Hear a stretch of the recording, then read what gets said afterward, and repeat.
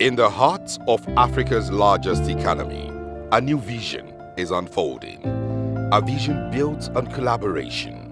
A vision powered by partnerships. This is the story of the 2025 Nigeria Public-Private Partnership Summit, where national ambition meets global opportunities. Convened by the Infrastructure Concession Regulatory Commission, Icrc, the summit brought together a powerful coalition: local champions, international partners, public sector leaders, and private investors. Spanning nations and industries, was a testament to the Icrc's convening power under the leadership of Dr. Jobson Osodion Ewalefo. His Excellency President Bola Ahmed Tinubu GCFR provided steadfast support to the summit's success and was ably represented by His Excellency Senator Kashim Shettima GCON, Vice President of the Federal Republic of Nigeria, who delivered the President's message of commitment to Nigeria's infrastructure transformation and PPP agenda.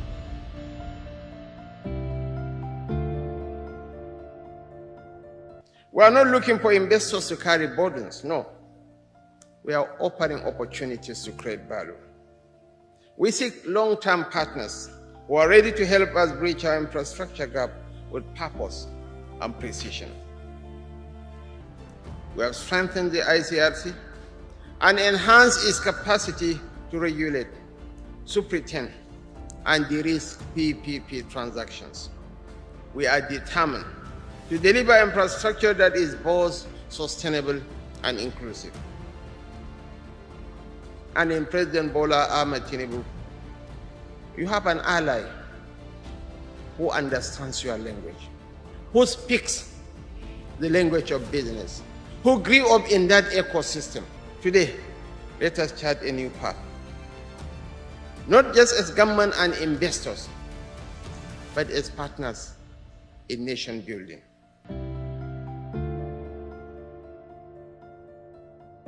President Tinubu's vision was clear. Public-private partnerships are no longer optional. They are the driving force of Nigeria's renewed hope for inclusive growth and national prosperity.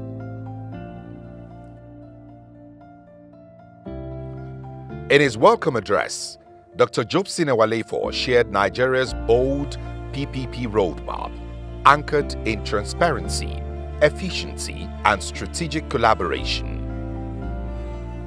The summit wasn't just about ideas, it was about proven projects, visible progress, and actionable partnerships.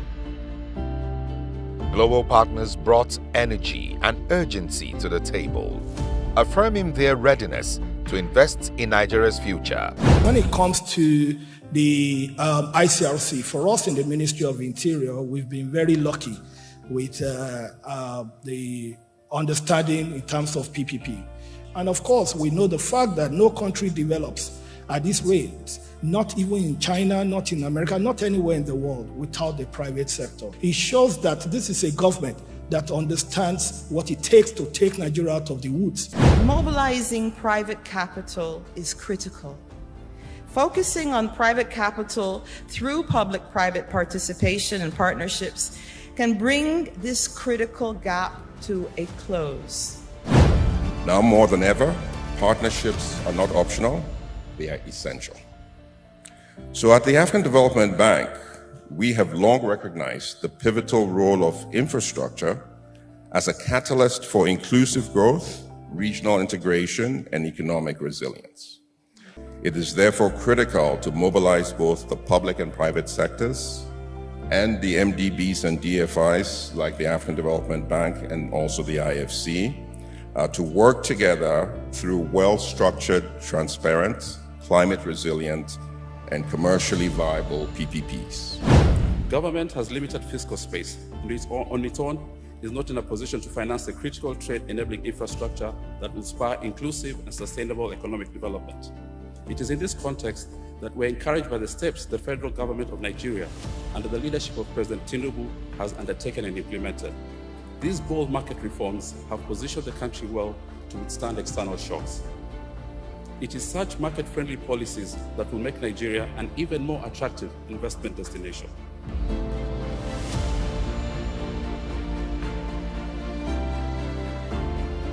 From regional development banks to private capital leaders, the consensus was clear: Nigeria is ready.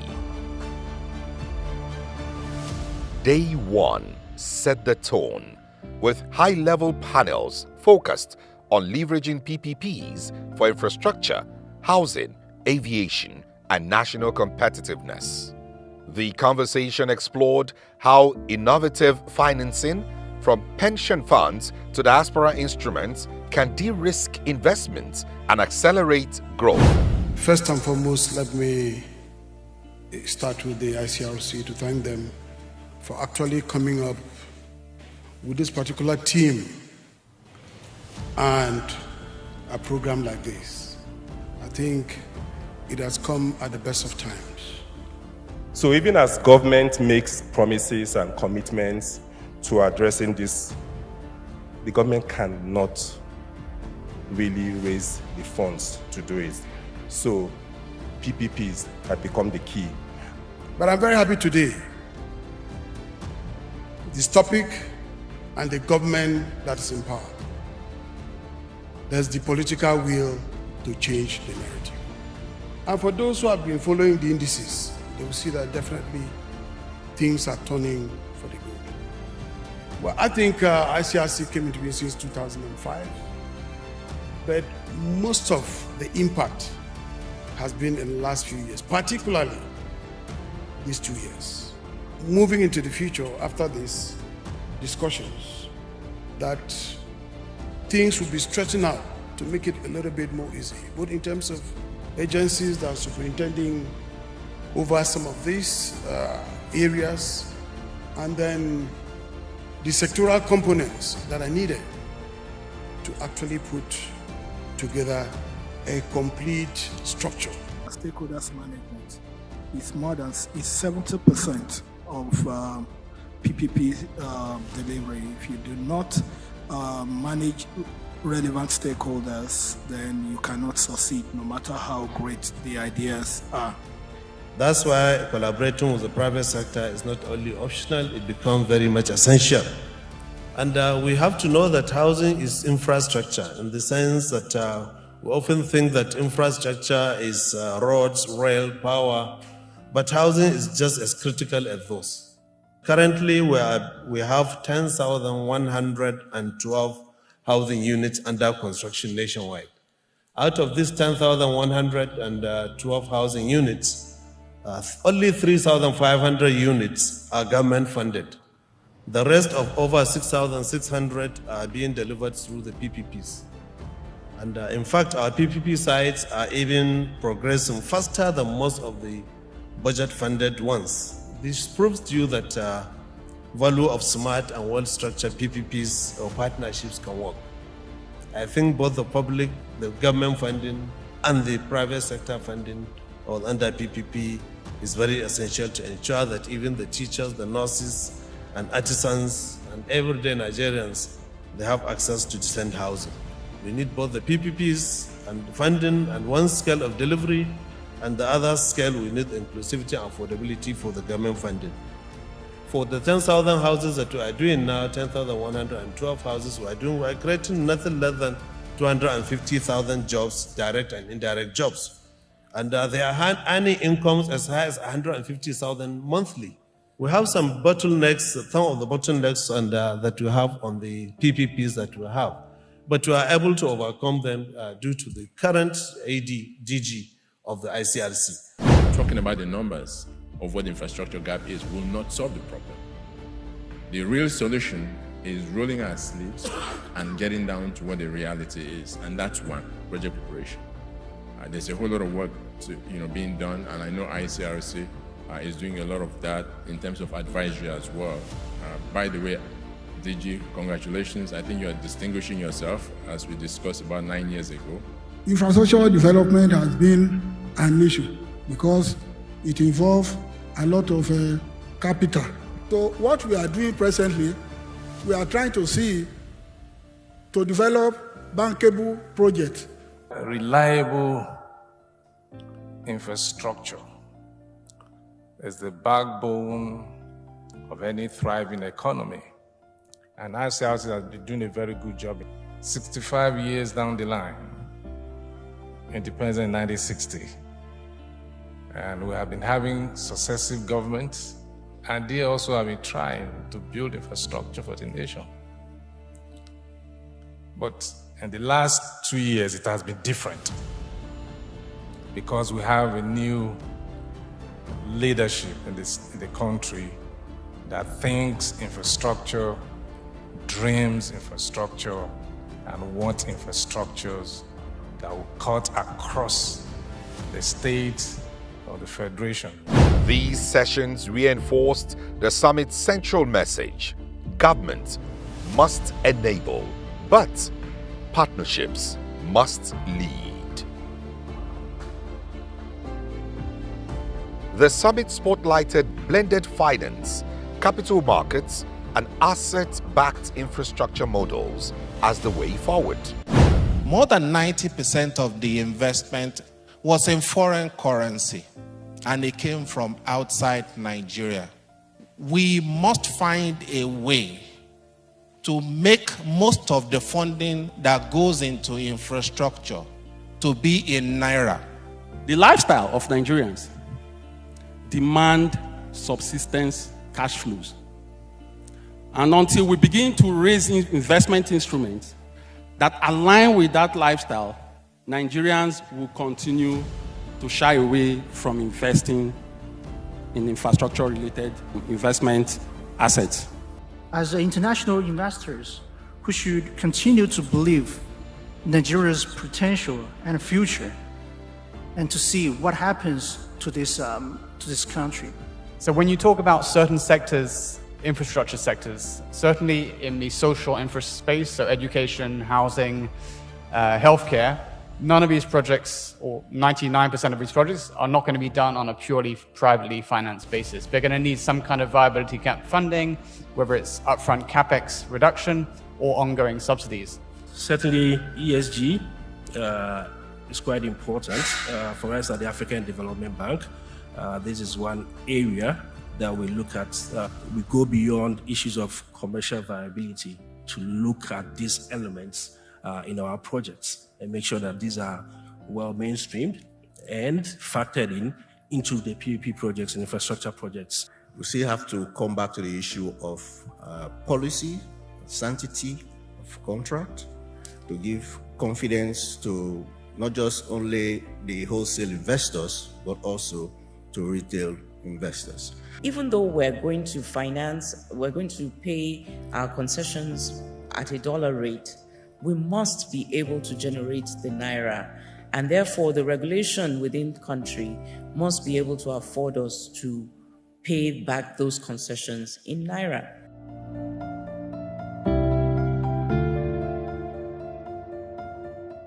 Nigeria's infrastructure future is bankable, and with the right structures, it is unstoppable. Day 2, live at the Congress Hall, Transcorp Hilton Hotel, Abuja. Day 2, zoomed in on the successful case studies from across Africa, reinforcing what's possible when governments partner boldly. From transport corridors to trade zones, the examples were clear. Nigeria's PPP journey is gaining global traction.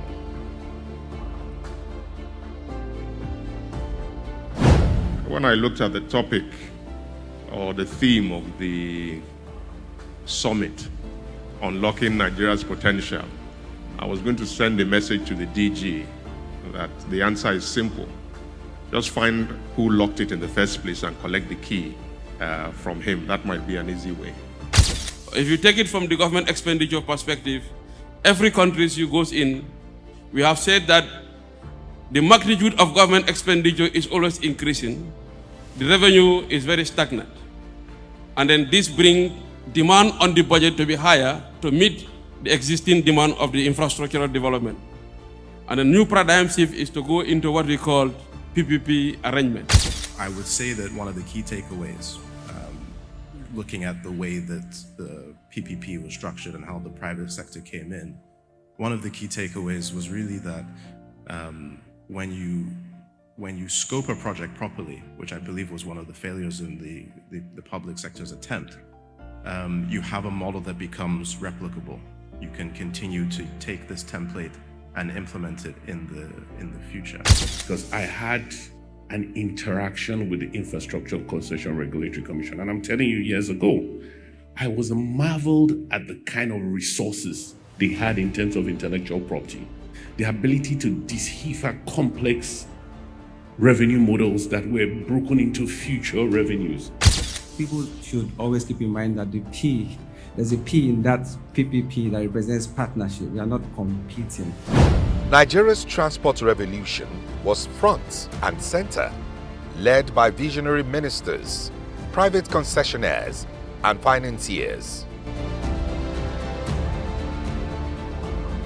We've eventually made some progress with transferring some of the assets to the private sector in terms of the HDMI road contracts that were concessioned to the private sector by the Ministry of Works with support from the Icrc.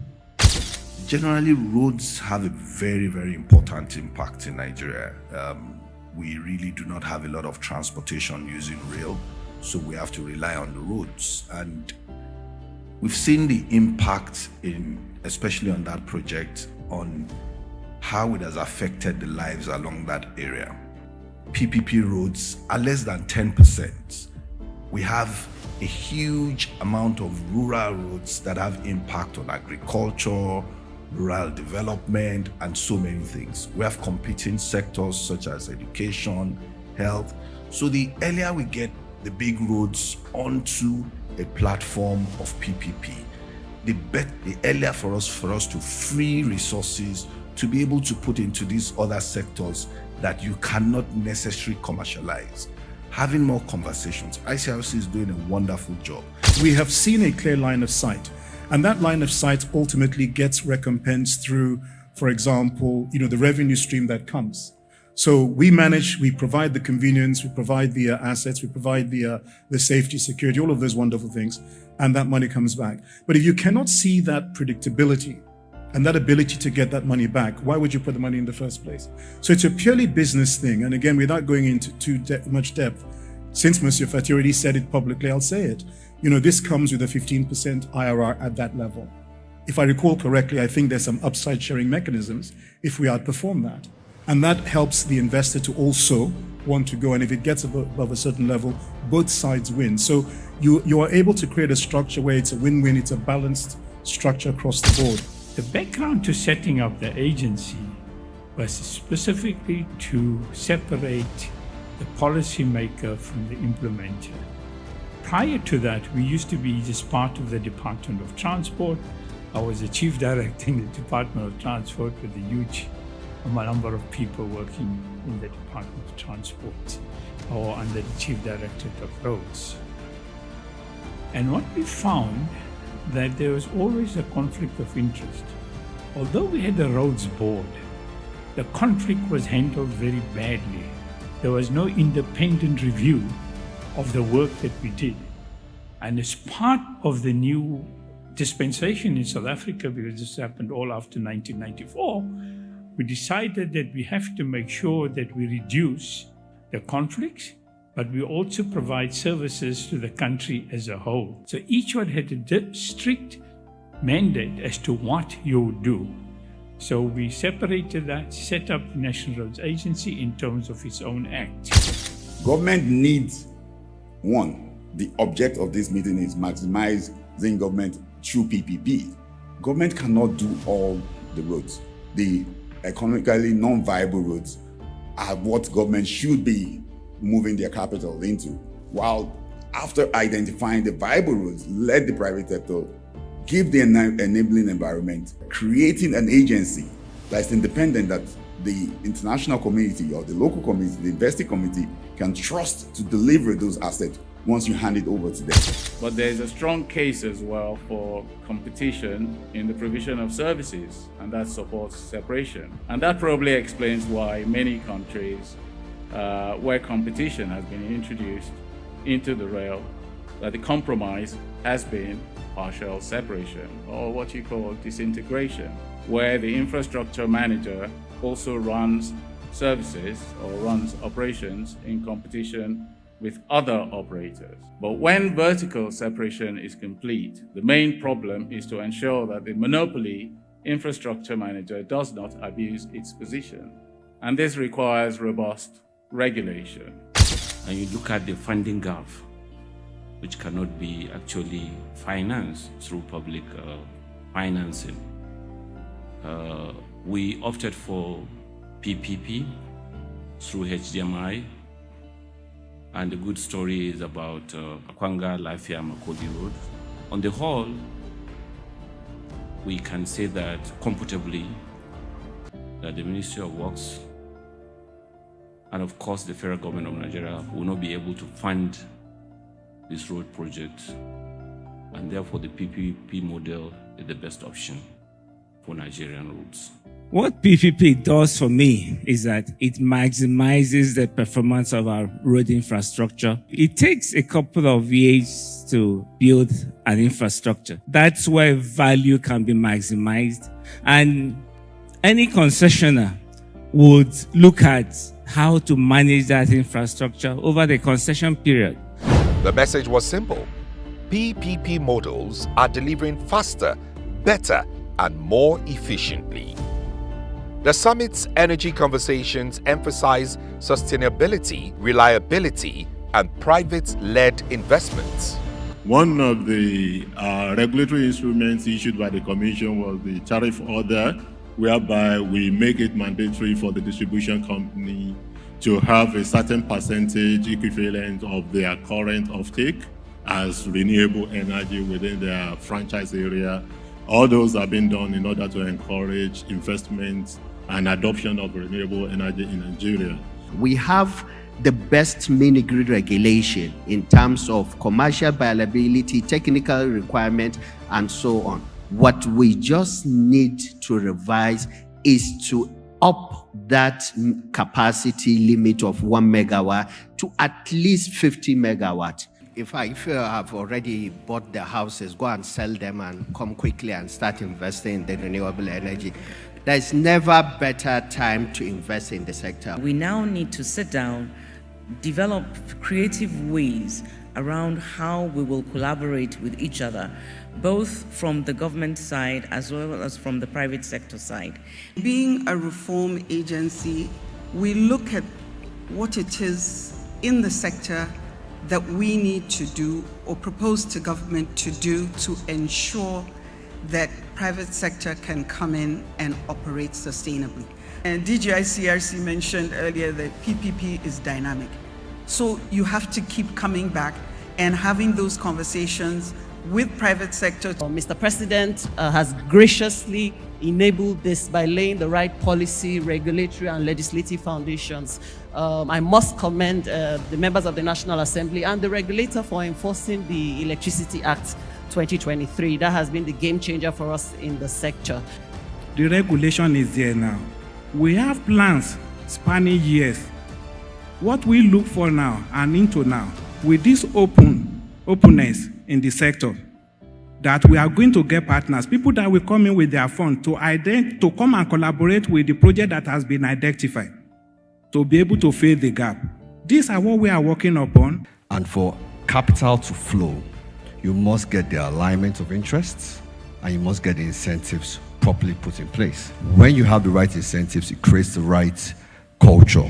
From mini-grids to hydro giants, Nigeria's energy transformation is being powered by PPP success stories. As the summit concluded, one thing became clear. Nigeria's PPP journey is no longer a conversation. It is now and national movement. So the communique of the 2025 Nigeria PPP Summit, convened by the Icrc, brought together policymakers, regulators, investors, financiers, development experts, and key stakeholders to engage in critical dialogue on the future of PPPs in Nigeria. Our President, Commander-in-Chief of the Armed Forces of the Federal Republic of Nigeria, President Bola Ahmed Tinubu, GCFR, who has given us every level of support that we required since the coming of Dr. Jobson Ewale as the DG. DG, we thank you for everything. We thank you for everything. Thank you for everything, yeah. We have to keep thanking God Almighty. We have to remain prayerful. We are not taking anything for granted, but sincerely, we'll keep doing our best. We are all gathered here in support of the faith and belief we have in building Nigeria infrastructure through PPP. And for me, I must thank His Excellency President Bola Ahmed Tinubu for providing the platform by engaging me to steer the ship at the Icrc. He believes in PPP, he's an expert in it, was one of the governors that started PPPs in this country in his time. He has led from the front. He has charged me to do the same. He has given me the assets. He has given me all what I need to ensure that we attract the needed private capital to build the Nigeria infrastructure. Concessionaires, partners, colleagues, and most importantly, the members of the press, the member of the diplomatic corps, and above all, the people that hold the pillar with which I stand, staffs and members of the Icrc. You deserve a round of applause. From local players to global investors, the summit has shown that Nigeria is open, ready, and committed to building a prosperous tomorrow. The story doesn't end here. It begins now. Whether you're a policymaker, an investor, a development partner, or a proud Nigerian, you are part of this journey to success. So, step forward, join the partnership, build the future. Together, we can deliver the Nigeria of our dreams. A Nigeria where infrastructure connects, where power empowers, where growth uplifts everyone. The partnerships have started. The foundation is laid. Icrc is ready. The future is bright. The future is Nigeria.